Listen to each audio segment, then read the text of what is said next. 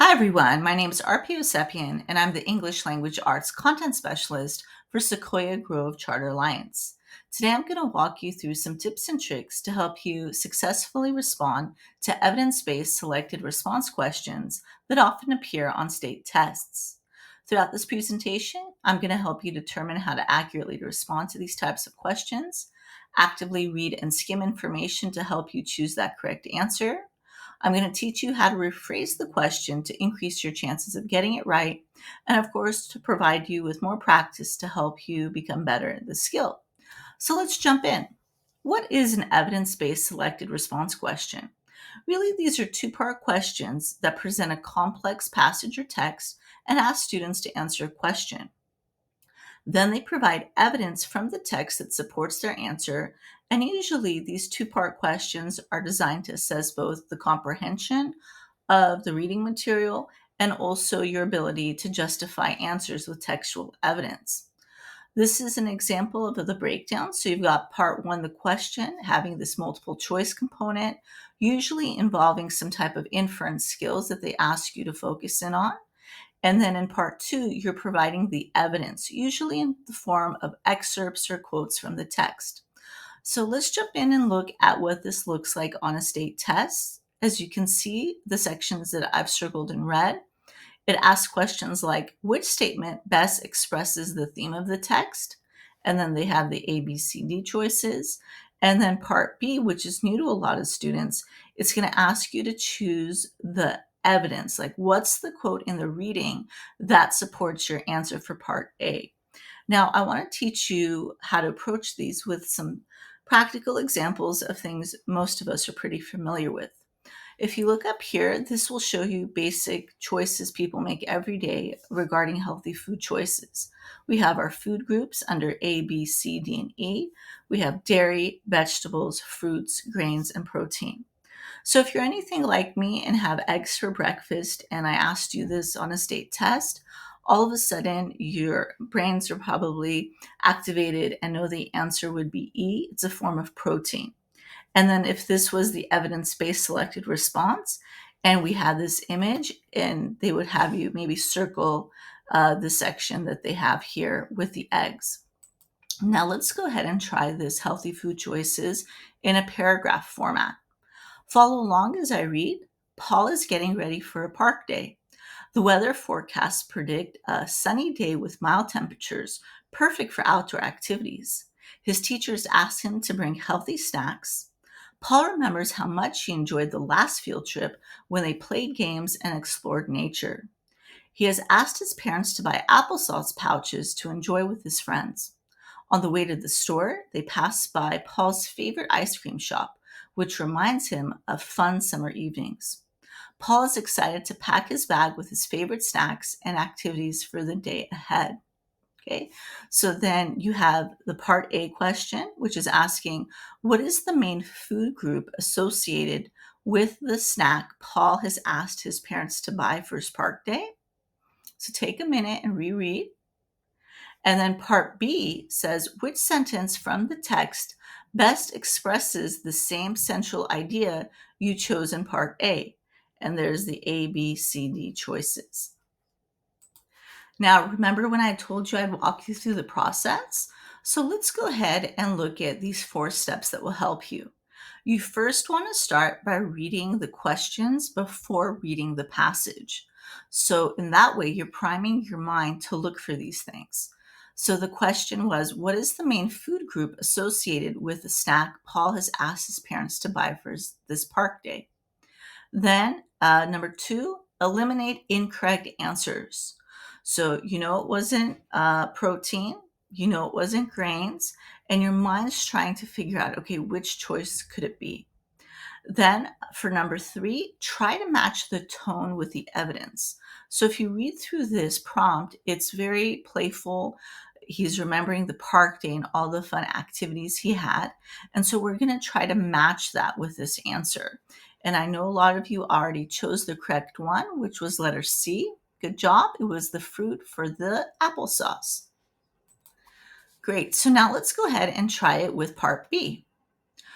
Let's try these steps again, reading the question first. Which sentence from the text best expresses the same central idea you chose in part A.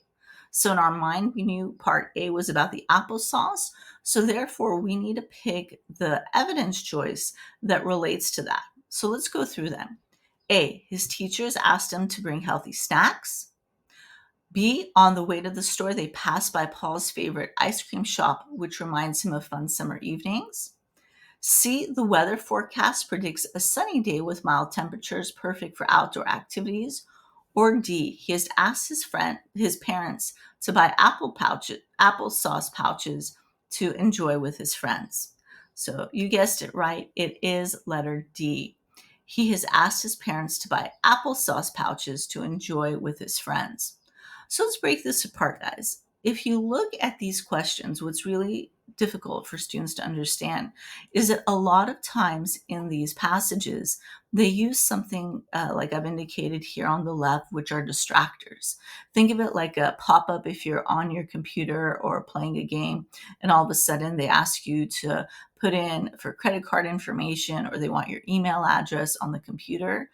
Distractors are put on these tests to determine how strong your reading comprehension skills are. So we know in orange, where it says here, he asked his parents to buy applesauce pouches to enjoy with his friends.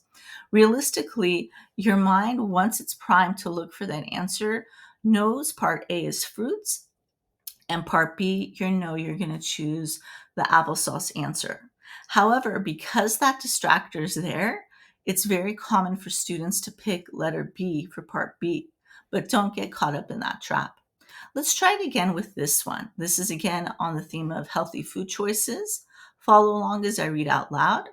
Susie had been experiencing frequent stomach aches, so her mom decided it was time for a visit to the doctor. During their appointment, the doctor suggested running a few tests to determine the cause of her discomfort. When the results came back, they revealed that Susie was lactose intolerant. This meant that her body couldn't properly digest dairy products. Although Susie was surprised by the news, she was relieved to finally understand the reason behind her stomach aches. Her mom assured her that they would work together to find tasty alternatives to her favorite dairy treats. Now, again, you might be asking yourself, didn't you skip the step that we were supposed to do first? We were supposed to do what? Read the question first.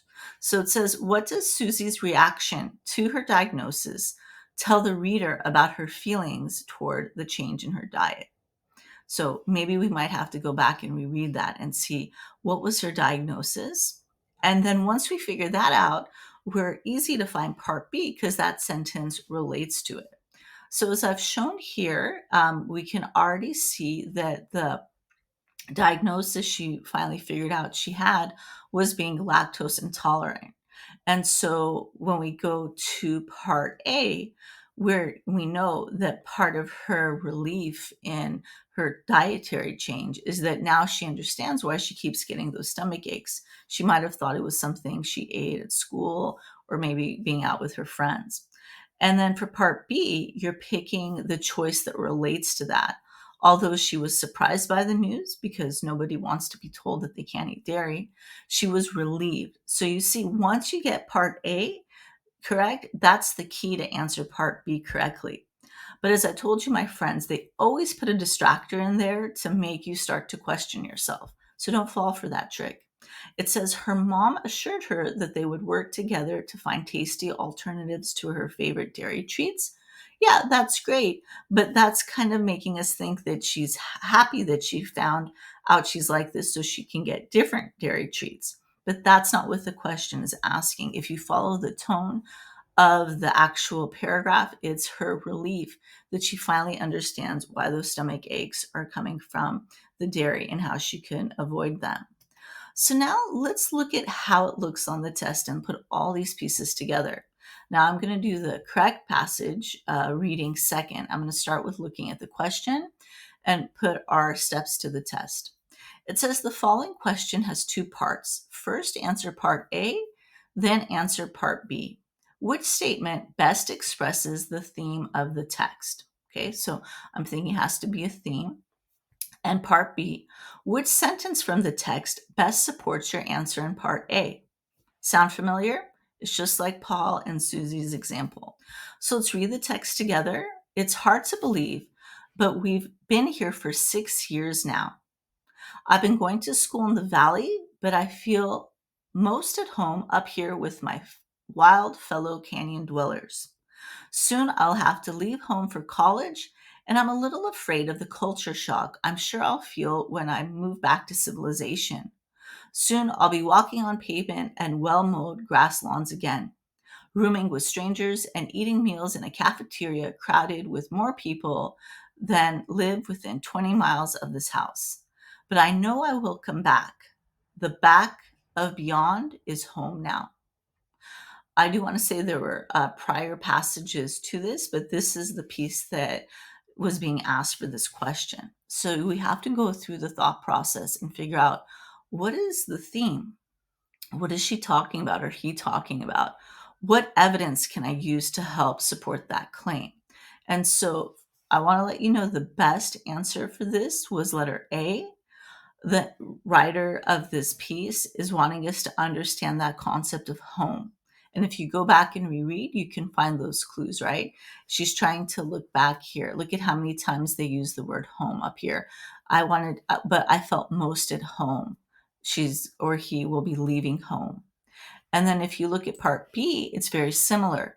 Once you figure that key out, once you know home may be found in an unexpected place, then the evidence is much easier to find because you're not going to get distracted and pick something like well mowed grass. Like that really doesn't relate to anything. The best choice for part B is letter D. I've been going to school in the valley, but I feel most at home up here with my wild fellow canyon dwellers. So that might be a good additional tip is look for repetitive words within the text that will help you answer this correctly. Now, I do want to thank you from the bottom of my heart for tuning into this video. Again, we have a lot of resource that will help you with this type of questions. All of us here at Sequoia Grove Charter Alliance believe in you, and we're here to support you on your journey to becoming a better reader and test taker. Stay well, everybody, and thanks again.